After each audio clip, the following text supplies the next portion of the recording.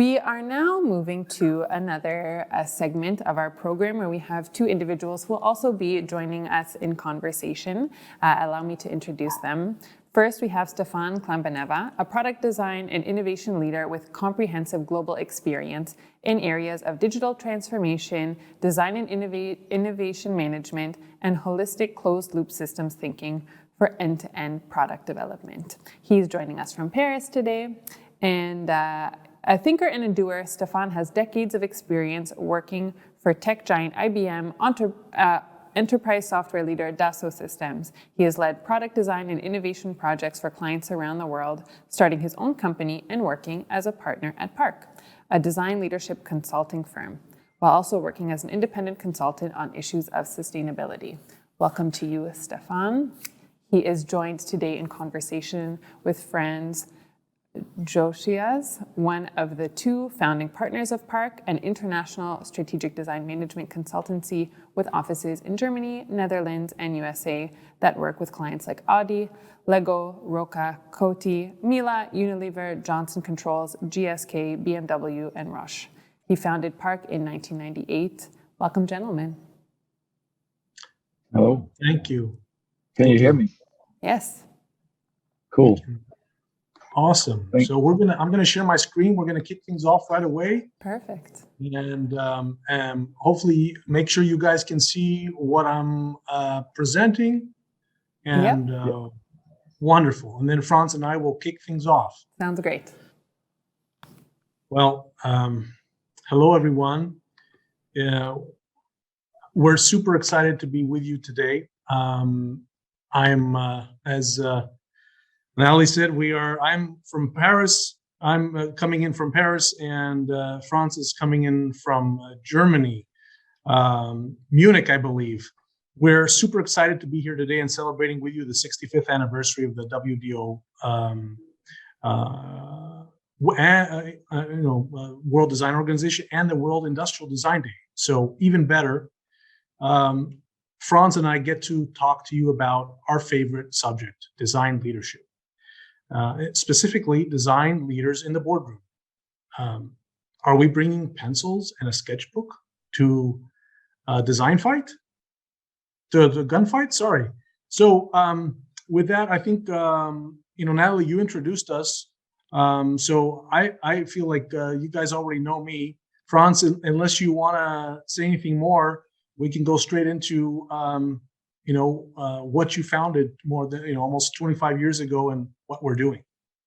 Yeah, let's do that. I think it was a great introduction. Thank you for that. Yeah, Park, a consultancy and also a educator, indeed founded in 1998. Over the last 25 years, we've worked with more than 100 global design leaders of mid-sized and large organizations, and you mentioned already a few.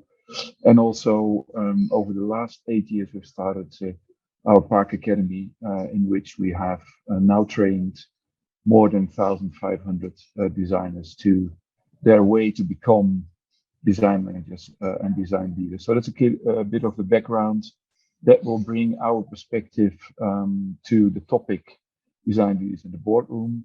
It's partly based on our experience as consultants and educators, but also we'll share some of the research we do globally every second year around 200 plus design leaders. So Stephan, awesome. Back to you. Yes.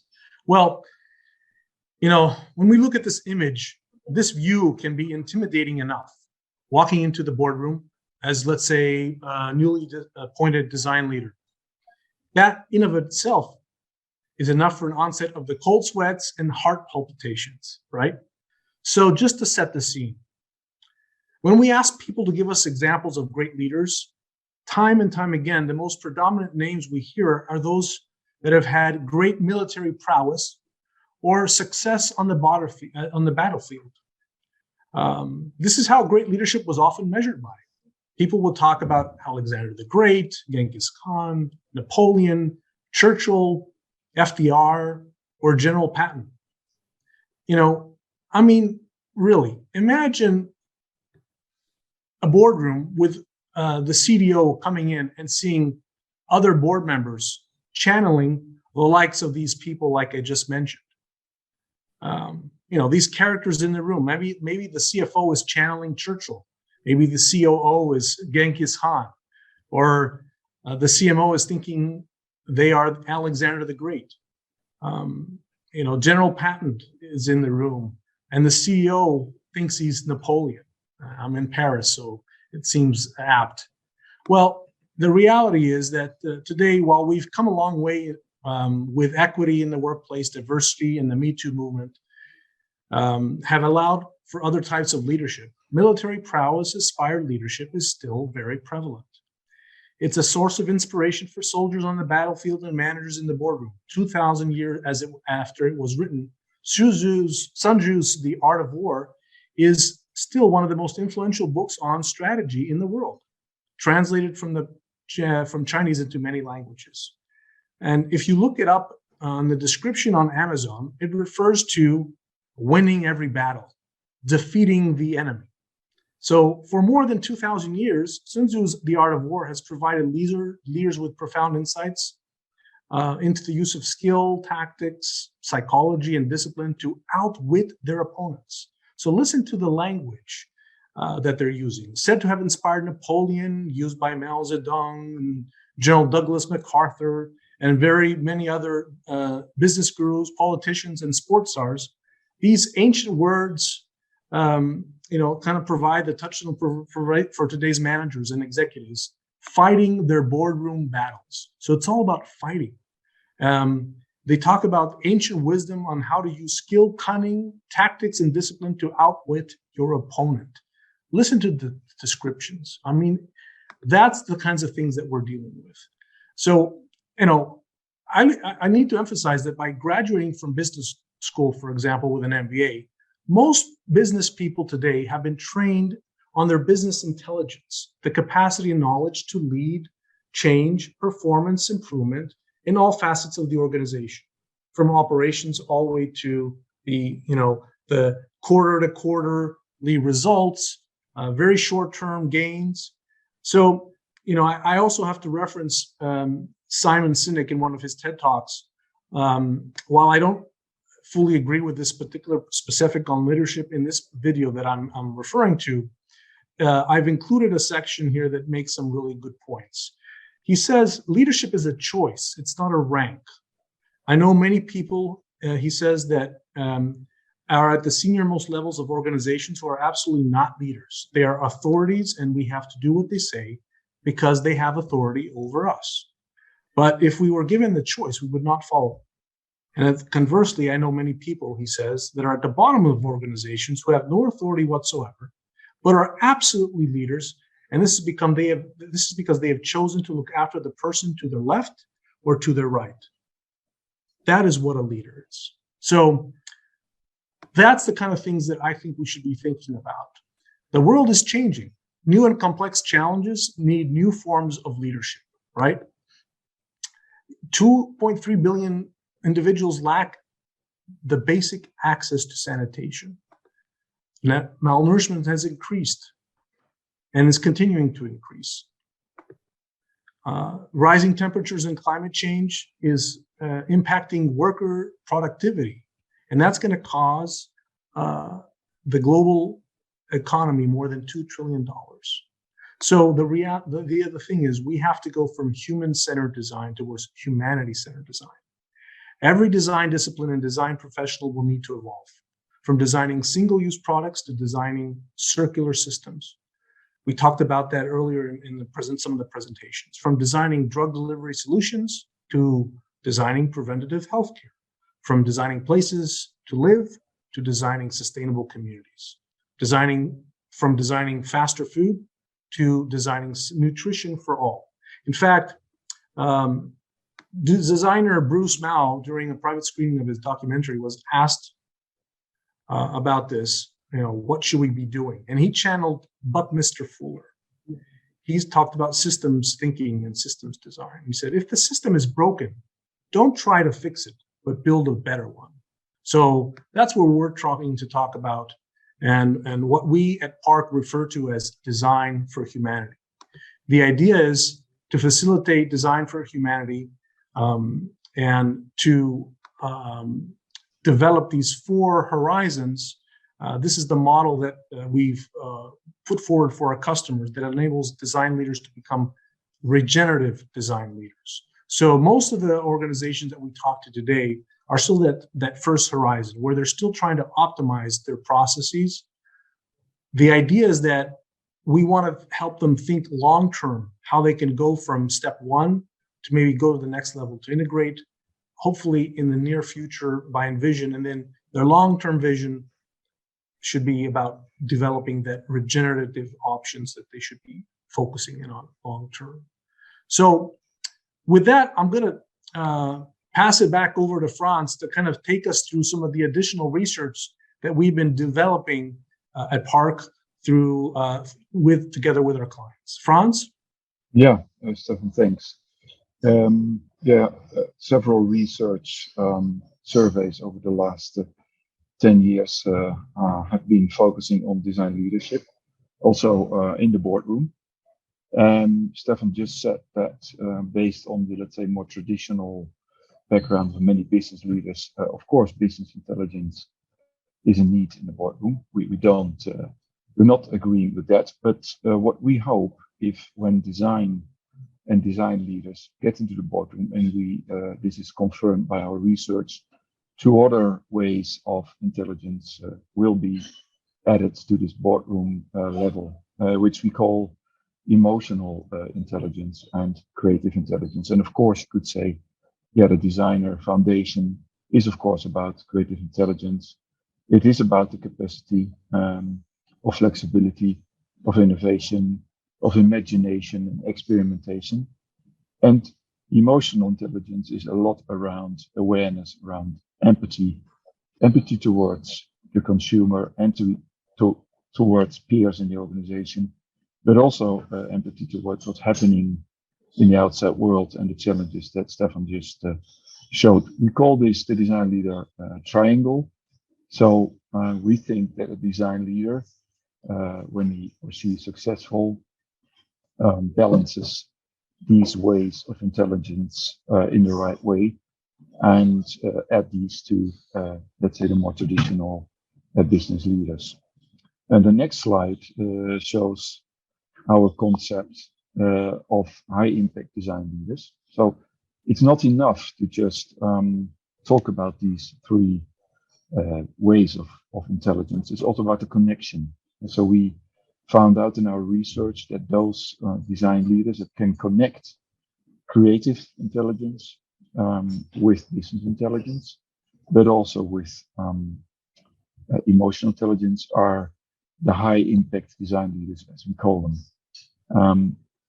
They have this empathic design leadership quality, they have this creative design leadership quality, and commercial design leadership quality. And that's a whole plate full, of course, and it takes a long time. It's not something you'll learn overnight. This is mostly people who got their way up into the boardroom through a long period of time and a lot of experience, but also, of course, training and education. On the next slide, just some examples of those which also are people we embrace and which we know and which we work with. People like Colin Lowe at the RCA, the director of Design for the Aging Population at the Helen Hamlet Institute, RCA. Frederick Scheide, he is the head of design at the Norwegian Ministry of Labor and Welfare, where he has built over the last 6 years a large internal design function. But also Nico, the CDO of the city of Helsinki, and our friend Marie, director and founder of Scope Impact in Helsinki, a very fast growing design agency that completely focuses on the underrepresented in the world and tries to, of course, apply the principles of design and business to those underrepresented consumer groups. And you see this also on the next slide in a general movement in design, where it is clear that the complexity grows of our tasks, but also the context. So you see a movement from products and services towards social technical systems, and also for design for sustainable transformation. These are movements we see not only in governments or cities or NGOs. We start to slowly see this at our clients and try to move design leadership and evolve this, because if we want to go for design for humanity, we have to start to think more systemic, and think about more the complex ecosystem that Stephan was referring to. Now, what does this mean for design leaders in terms of their capabilities? We did a research in the middle of the COVID time, so maybe a little bit biased, but it has been confirmed through other researches before, where we found kind of 10 design leadership success principles that we see those design leaders that are in the boardroom try to push for this more social and systemic approach, come back as principles for success again and again. And I asked Stephan now to highlight a few, and then at the end we hopefully can get some Q&As. Stephan. Thanks, Frans. Yeah, I mean, like Frans mentioned, we executed this research, and we've really whittled it down to these 10 principles. And because of the time constraint we have today, we're not going to go through them all, but I can tell you very easily they're readily available on our website, where you can just search for them. And we're also I also referred to them in an article that was published on WDO's website, The Road to Design Leadership, or late last year, I think. So to highlight a few that I think are really interesting, I'm going to have to focus on and start with connect and integrate. There's no other function that prospers more from a multidisciplinary setup than design. It is a condition for success, after all. So if we can break through those old-fashioned silos of large organizations, it's one of the most challenging yet rewarding tasks for a design leader. The design leaders we work with are often themselves the organizational driver of agile and lean working, working at a strategic and operational level. So in fact, that was one of the things that was being mentioned in a presentation earlier today by Marilyn from Danone, who was here in Paris with me at the Dassault Systems campus. One of the other things that I want to highlight here is design thinking. And this is a little bit of a pet peeve for the both of us. Design thinking has been claimed recently by many business functions in recent years.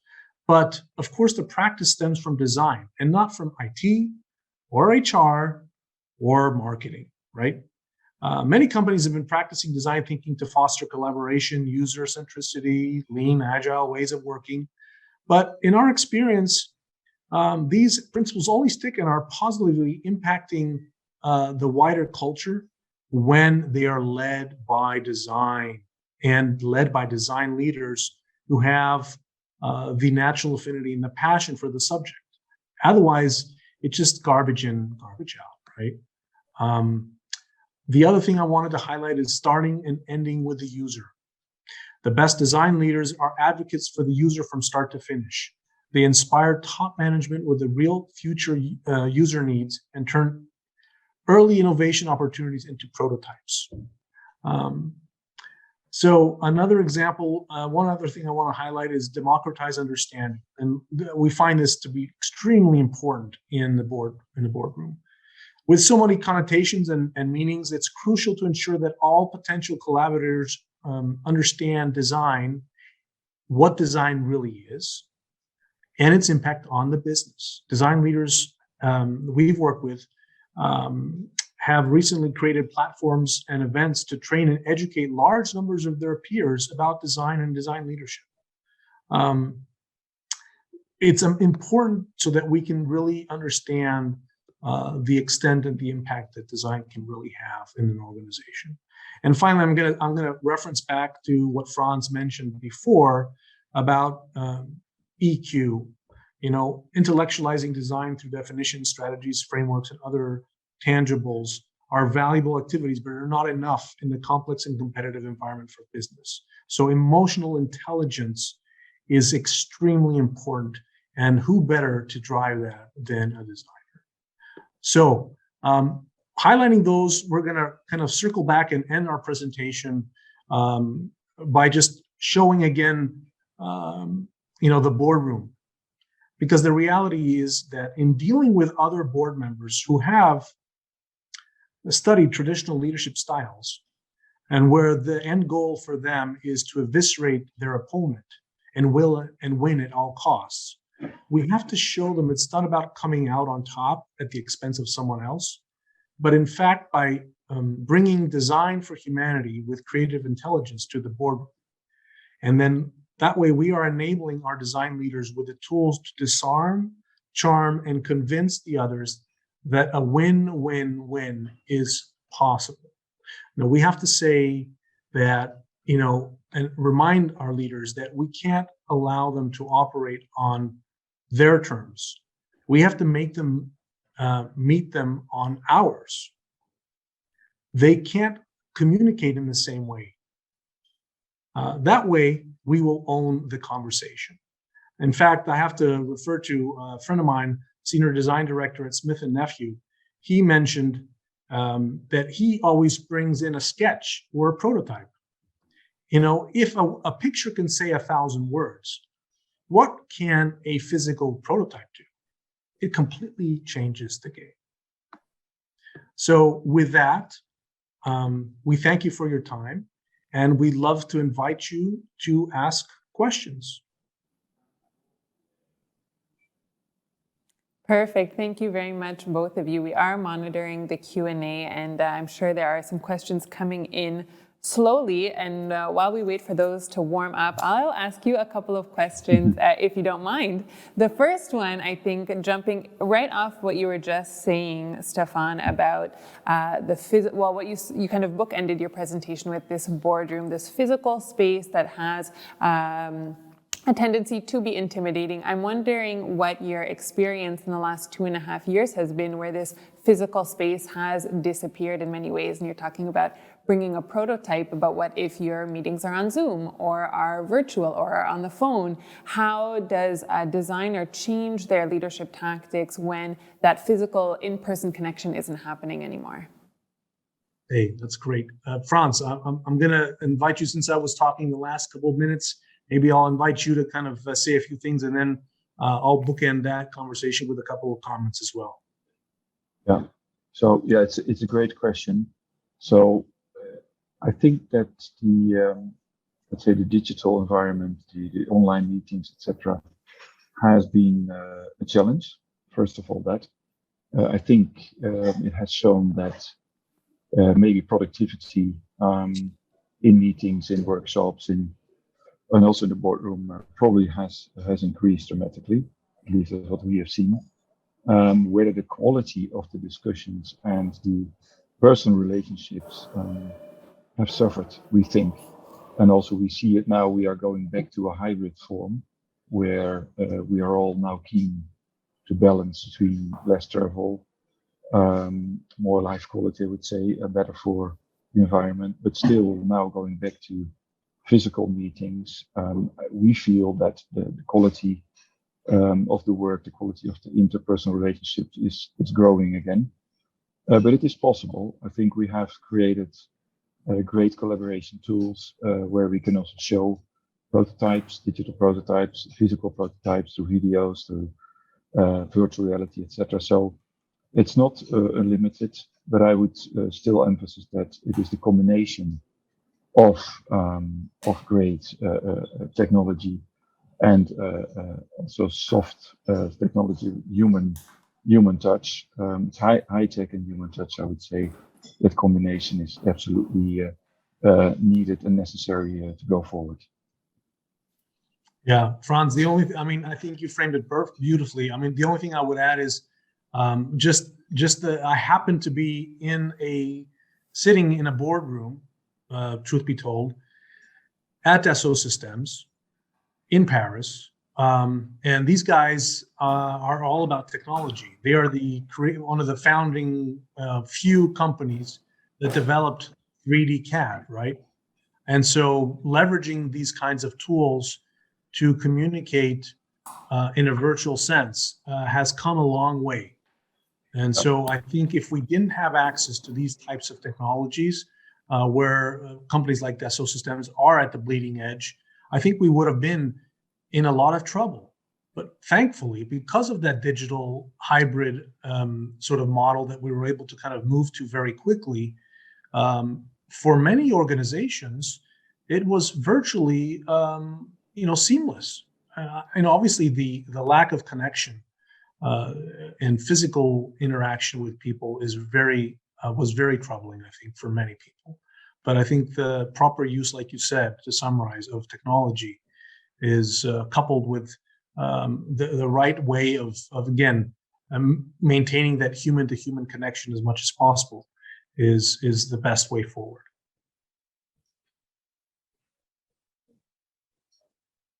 Any other questions? Is the chat running warm? Yes, we have two questions that have come in. One of them is, I'll rephrase it a little bit, but the question is around how design schools are prepping their graduates for design leadership positions, or are they, I guess is the question. Okay, this is of course a very good question, very difficult to generalize. It's always the danger that you say no, and then there are two very great design schools that do. But I would say in general, my answer would say no. I would say in general, design schools are probably focusing on this creative intelligence, which as such is not bad. But I think that the preparation for designers to get into a commercial environment is not well done by most design schools. Hence, a lot of designers learn by doing, or like myself, after my design school in Delft, I did indeed a business education in London and many other courses and trainings to get better prepared about business intelligence and how to also balance your creative intelligence with emotional and business intelligence. Because the danger is that as a designer, you talk to creative intelligence language, which is not understood by business, first of all. And if you really want to be empathic, then you also should not finger point to business people. You should really understand them and their context and their interest. So I would say most design schools should really, I would say accelerate. They should not start to try to educate at an MBA level, but a little bit more basics around business concepts, frameworks, etc., and get the students. I sometimes feel not well for them when they get thrown into the deep water. So in general, there's a big need there, and our Park Academy shows there is a big need for designers when they want to grow up in organizations to get more training and education around design leadership and design management. Yeah. Only thing I would add, and this is only because Frans wasn't lucky enough to be here with me where he could hear it live, is I'm going to just channel Tom Garvey. So your incoming chair said a really interesting thing today in one of the conversations that we were having earlier, where he said, 25, 30 years ago, I would say I was a teacher, teaching, educating. Now, he said he uses the analogy of a bird. If you're a little bird in a nest and, they don't need anything. You just need to feed them, protect them until they're strong enough. And when they're ready, they're just going to take off and go.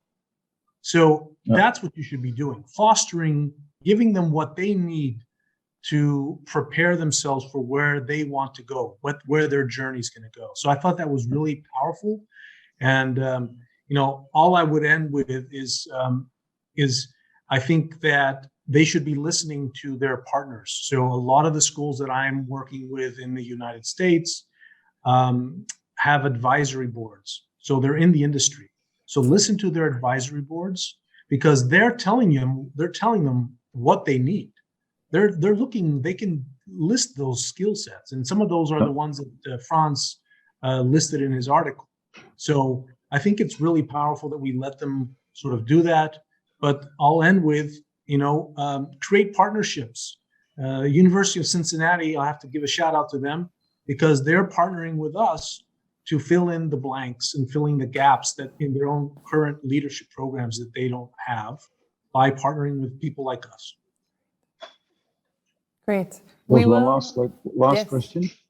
We actually have a comment from John who says, designers need to talk money because business leaders are concerned with profit and the continuation of the business. Design is not art, and designers need to understand the business they are in. Any comments to share? Yeah, I have an important comment there. Of course, I agree. But I want to build also a little bit on what Stephan said.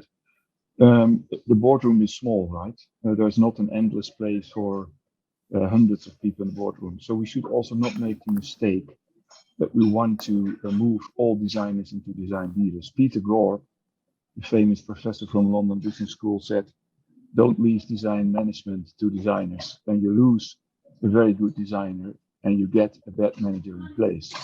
And he was a little bit right there. Of course, a good designer can also become a leader and a good manager.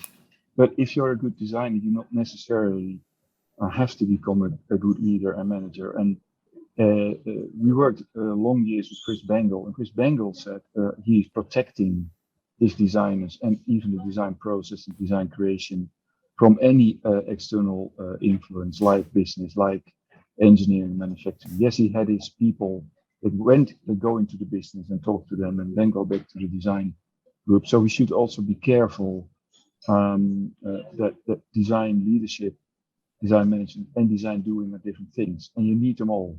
So that is also a last kind of a warning that not necessarily all design doers should become design leaders. Yeah. I don't think I have anything else to add. I mean, that was beautifully said. I don't know how much time we've got left, but we know we can continue for hours. As I said in the beginning, this is our favorite subject. So this is what we live and die by, and we want to continue the conversation. So for those that have additional questions, feel free to reach out to us. You can see where to find us, and it's been a pleasure, and we'll see you very soon. Perfect. Thank you both very, very much. We will post the link to the article that we published late last year in our chat on Hopin so that our viewers can read that at their leisure. Thank you very much, Stephan. Thank you. Thank you, Frans. Bye-bye. Bye.